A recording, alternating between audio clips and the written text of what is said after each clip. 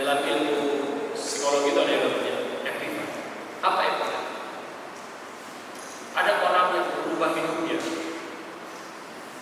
pada saat dia melihat sesuatu, lagi jadi peserta seminar, lalu mendengar ceramah, hatinya bergelora, pikirannya kemana-mana. Pulang dari situ langsung melakukan sesuatu yang berarti. Dari situ dia berubah hidup.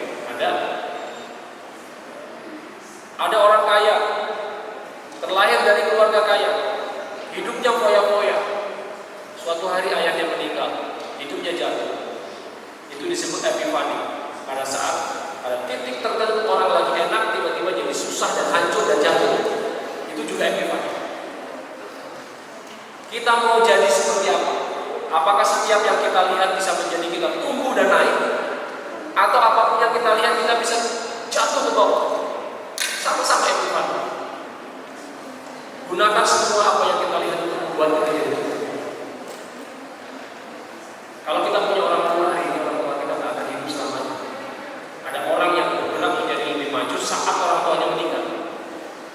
Begitu bapaknya meninggal, dia sadar, ya Allah, kemarin saya sia-siakan.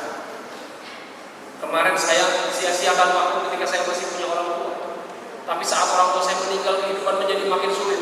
Gak boleh saya kalah. Saya harus berubah. Ada yang seperti itu. Jadi kita tidak pernah tahu kapan epiphany seseorang. Maka yang harus kita lakukan adalah pandang sesuatu, lihat sesuatu sebagai momentum. Dari situlah saya harus lebih baik. Jangan sampai Tuhan ngasih pelajaran kepada kita dengan teguran. Ya nggak apa-apa juga kalau dengan teguran itu kita menjadi lebih baik. Tapi yang penting adalah jadikan semua yang kita alami sebagai sebuah bentuk lompatan. Contoh epiphany kayak gini. Ada seorang anak mahasiswa UIN. Dia sebenarnya namanya Rahmat. Mohon maaf kalau ada kesamaan nama, karena ini hanya fiksi. Rahmat ini anak UIN. Semester akhir, begitu belum wisuda sudah keterima kerja. Hebat banget orang. Tapi dia anak tunggal dari seorang janda. Kira-kira rumahnya di Cipecah. Mohon maaf orang Cipecah, mana tinggal? Begitu dia pulang ke Cipecah, Rahmat sudah kerja, gajinya 5 juta karena dia manajer bank. Ibunya janda, anak satu-satunya. Saat itu bulan puasa. Ibunya bilang, Rahmat, mama pengen kayak orang-orang. Kenapa, Mak? Pengen nimang cucu. Mama, orang Rahmat aja belum nikah, masa mau nimang cucu? Kata Rahmat. Kata mamanya, ya itu maksudnya kamu cepat nikah. Emang gak ada anak yang single yang cantik? Belum lah, nanti saya mau pikir-pikir dulu, mau nikmatin kerja dulu. Itu mau lebaran tuh, bulan puasa. Lalu Rahmat pergi ke pasar, karena besok mau lebaran, Rahmat mau beli daging. Dia pengen nyenengin ibunya. Pada waktu dia beli daging, dia kepikiran, harusnya yang beli daging istri saya. Kepikiran omongan mamanya. Waduh, kalau saya memang udah punya istri, enak ya mama, ada temennya. Kan saya laki-laki, pengennya main, mama nggak mau. Begitu dia udah beli daging, ada suara azan. Allahu Akbar, Allahu Akbar.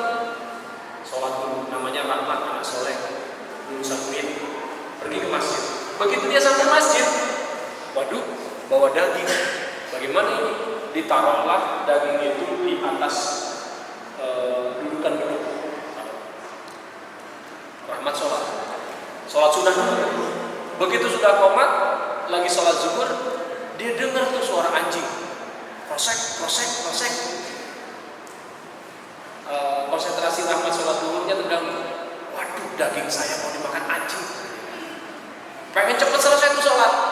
Begitu selesai sholat, assalamualaikum, dia lari. Ternyata ada anjing lagi mau ngambil, lompat mau ngambil daging punya Rahmat. Lompat. Kata Rahmat, anjingnya nggak mau pergi, malah gini nantangin. Apa lu? Katanya. Apa lu? Katanya. Rahmatnya mulai takut.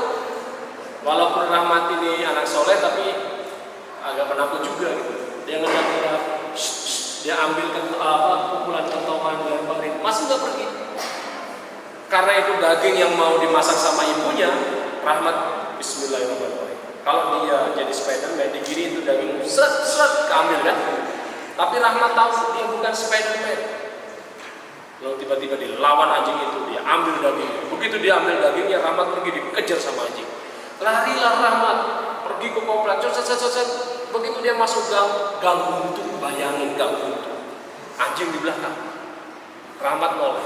Padahal tadi Rahmat pada waktu dia selesai sholat sunnah, sebelum masuk sholat wajib, Rahmat berdoa, ya Allah, kata Rahmat, saya nggak tega melihat mama. Sebelum ada kasus anjing tadi, saya pengen punya istri, tapi saya nggak mau salah punya istri.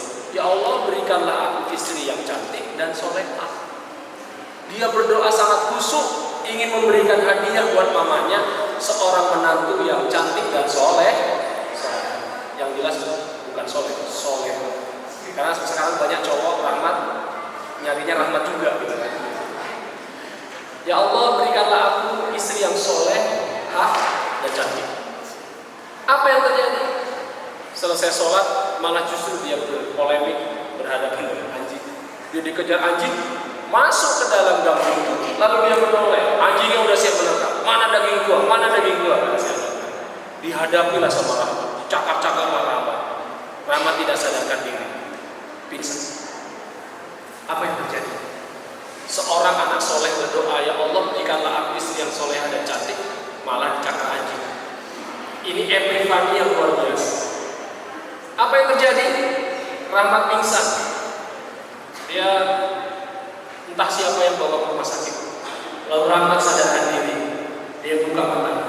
Ya Allah, saya ingat terakhir tadi saya berantem sama anjing. Kalau saya ini mati, berarti saya buka mata, putih-putih yang saya lihat itu malaikat atau bidadari. Kalau saya masih hidup, semoga ketika saya buka mata, yang putih-putih itu dokter. Ya Allah, Rahmat itu buka mata. Begitu buka mata, Rahmat kaget. Ada seorang dokter pakai kerudung putih, pakai jas putih, cantik banget nyapa Rahmat sambil ngebersihin luka di muka Rahmat. Pak, alhamdulillah ya udah sadarkan diri. Sambil gini-gini, kata Rahmat, cantik amat jadi dokter. Apa yang terjadi? Berkat Rahmat dicakar anjing, dia bertemu dengan dokter yang masih gadis, solehah, merawat Rahmat dalam 1 minggu. Akhirnya mereka kenal, taat, dan akhirnya menikah. Ada yang pengen dapat dokter cantik? Saya nanti kirim anjing buat Jakarta.